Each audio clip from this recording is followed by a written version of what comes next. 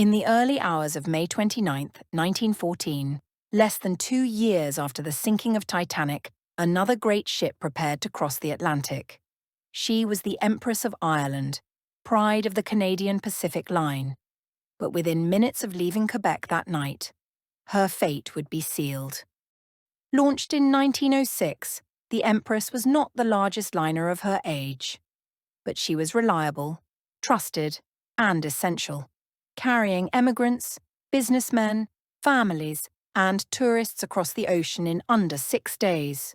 To thousands, she was the bridge between continents, between old lives and new hopes. On that May evening, as she steamed down the St. Lawrence River, the air grew heavy with fog. It was the kind of fog sailors feared most, a curtain that could hide danger until it was far too late. At 2 o'clock in the morning, disaster came. Out of the mist appeared the Norwegian collier, Storstad, a coal ship, her dark bow looming suddenly from the fog. Both crews tried to maneuver, but misjudgments, confusion, and poor visibility made collision inevitable.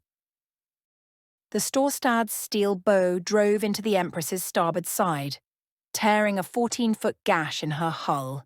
Water rushed in with terrifying speed. Within moments, the Empress listed heavily to starboard.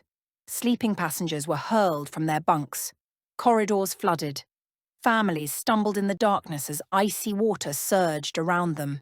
Crew raced to lower lifeboats, but the steep angle made many impossible to launch. 14 minutes. That was all it took. Just 14 minutes after the collision, the Empress of Ireland rolled onto her side and slipped beneath the water. Of the 1,477 souls on board, only 465 survived. 1,012 men, women, and children were lost. The toll rivaled that of Titanic, yet today the tragedy is scarcely remembered. Newspapers filled their front pages with desperate accounts, survivors clinging to wreckage, entire families vanished into the river.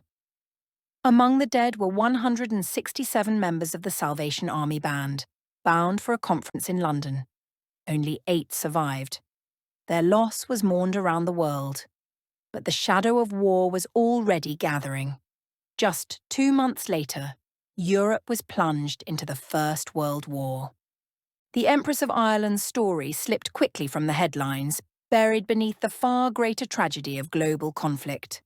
Today, the wreck lies in the cold, dark waters of the St. Lawrence near Rimouski, Quebec. Divers call her Canada's Titanic, rusting, broken, and silent, yet still holding the memories of that terrible night. The Empress of Ireland reminds us that even in an age of progress, luxury, and engineering confidence, the sea could claim a ship in mere minutes.